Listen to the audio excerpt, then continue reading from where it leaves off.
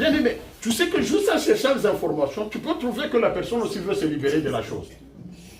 J'ai rencontré dans le cadre de mon travail un garçon, encore. Je trouve toujours les gens qui sont à la moitié de mon âge, je crois. Ça me fait... C'est quelque chose. Très jeune.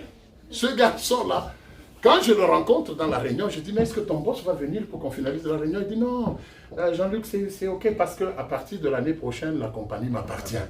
Ah! Je deviens juste, comme on dit chez nous là.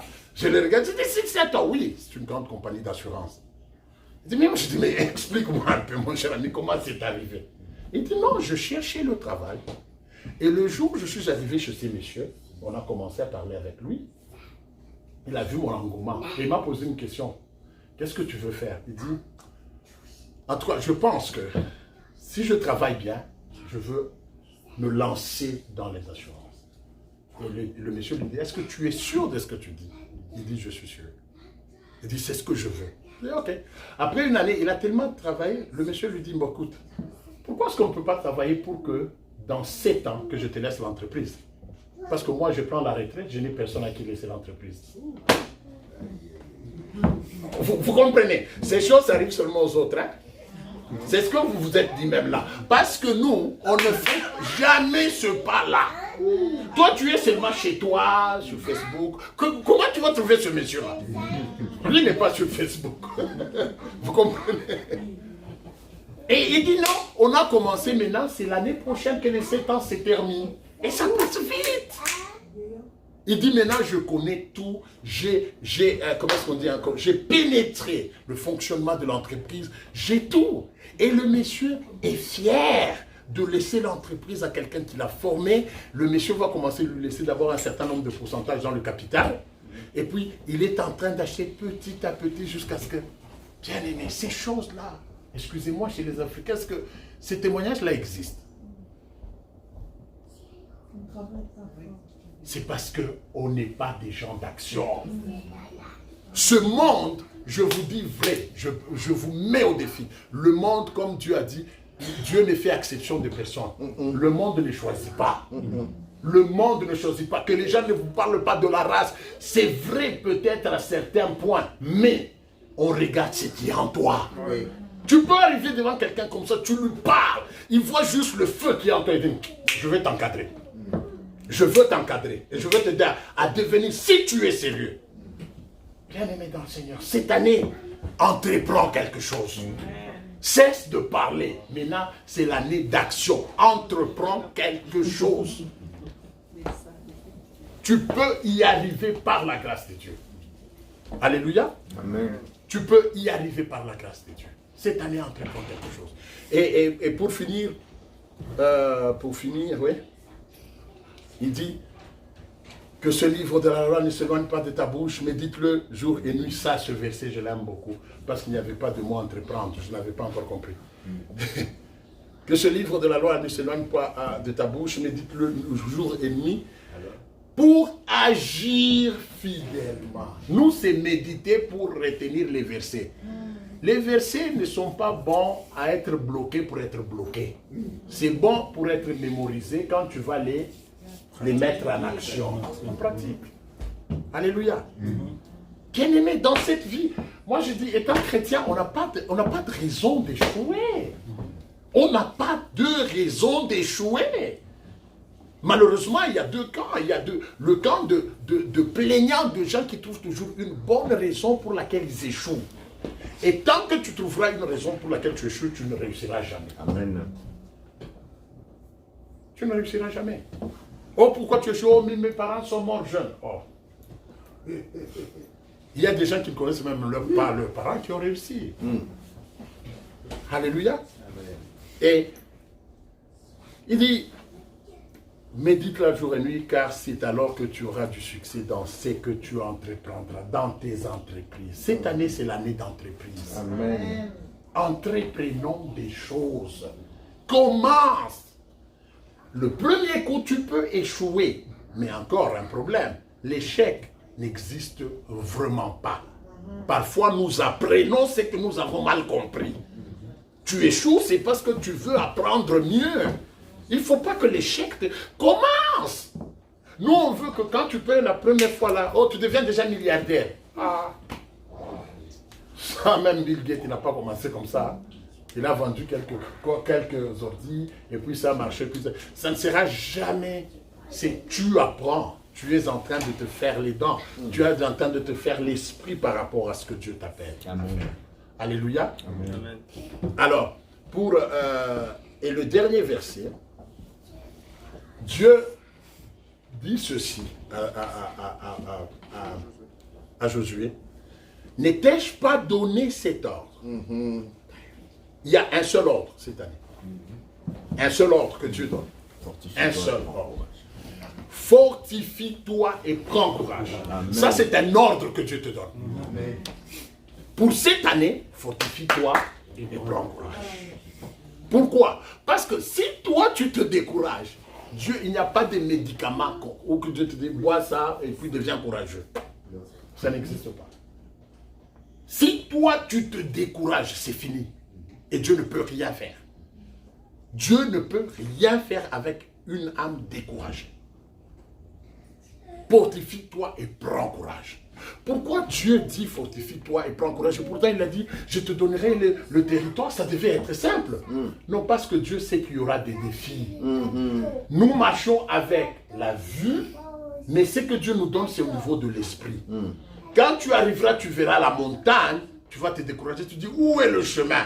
Mais Dieu dit, fortifie-toi et prends courage. C'est-à-dire, continue à agir avec persévérance. Bien-aimés, nous devons persévérer cette année. Alléluia. Persévérer cette année. Si vous avez le malheur de me demander une prière, j'aurai le bonheur de vous demander où est-ce que vous en êtes. Amen. Amen. Et puis je pense qu'à l'église, on va voir au niveau de l'intercession cette année, il faut qu'on commence à prier aussi pour le projet des gens. Pourquoi l'église, ça sera seulement pour des choses là? Parfois on choisit des choses qu'on ne sait pas quantifier parce que c'est un peu loin. Non, bien aimé. On prie parfois pour des frères. Toi, c'est quoi? Ok, on prie. On se met là, on doit... Non, cette année, on commence. Ça, c'est un sujet que j'ajoute. Hein, Papa Jean-Michel, on doit commencer à collecter, pas les projets en général. Les gens qui ont des projets, amenez-les. D'abord, ça te prouve que tu es sérieux avec ton projet. Alléluia. Parce que si tu doutes, c'est-à-dire même toi-même, tu ne crois pas. Tu ne vas pas en parler. Oui. Amen. Amène ton projet, on va prier pour ça. Et il dit, je t'ai dit, fortifie-toi et prends courage. Ne t'effraie point. Si Dieu te donne l'ordre de ne pas avoir peur. Bien-aimé, pourquoi il dit tout ça? Parce que c'est toi l'acteur dans cette affaire. Si toi tu as peur, lui ne saura pas avancer.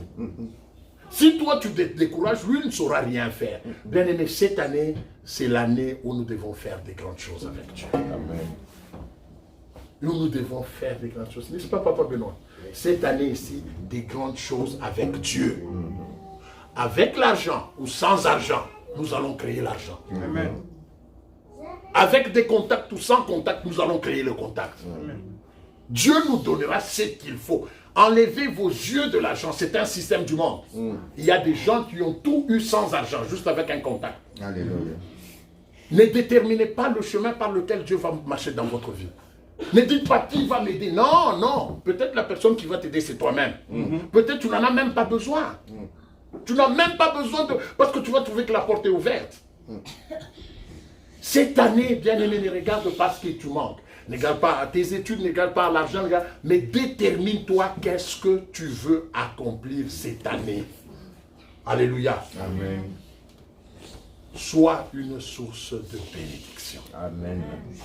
Sois une source de bénédiction et de grâce cette année, bien-aimé. Ça fait plusieurs années que je n'en parle pas. Vous allez aller dans les églises au mois de janvier. Et cette année, c'est l'année de bénédiction. Les gens arrivent au mois de décembre, rien. Parce qu'ils attendaient tous bénédiction. Non, mais ça n'arrive pas. Il faut entreprendre pour voir la bénédiction. Amen. Et maintenant, nous sommes au mois de janvier. Mettez, qu'est-ce que vous allez entreprendre pour qu'au mois de décembre, qu'on voie le succès. Alléluia. Amen. Pour qu'on voit, que ce soit dans notre foyer, que ce soit avec nos enfants, que ce soit avec, que ce soit avec notre travail. Bien-aimés chrétiens, nous sommes la lumière du monde et le sel de la terre. Dieu a dit, je mettrai une différence entre ceux qui me servent et ceux qui ne me servent pas. Mais où est la différence aujourd'hui? Nous pleurons tous de la même façon. Nous nous inquiétons tous de la même façon. Mais Dieu a dit, je t'ai donné cet ordre. Ne t'effraie point. N'aie pas peur. Prends courage. Prends courage. Est-ce que tu peux dire à ton voisin, prends courage? Mais est-ce qu'il te croit? Tu penses qu'il t'a cru? Dis-lui très bien, parle-lui très bien. Merci beaucoup. Ah, tu as vu que je n'ai pas de voisin. Bien-aimé, prenons courage. C'est quand Dieu dit, c'est parce que parfois, tu sentiras, tu as envie de te décourager. Nous sommes humains. Quand tu n'as personne, parle à ton âme, mon âme, crois en Dieu. Lève-toi, prononce comme un fou. Prenons courage, même pour cette église, cette année. Vous avez vu qu'il y a eu quand même le stage. Cette année, prenons courage. Amen. Il y a des choses qu'on doit faire. Moi, je ne regarde plus à l'argent, je ne regarde plus aux moyens, à quoi que ce soit. Je regarde à Dieu. Amen. Il est capable de faire des grandes choses avec nous.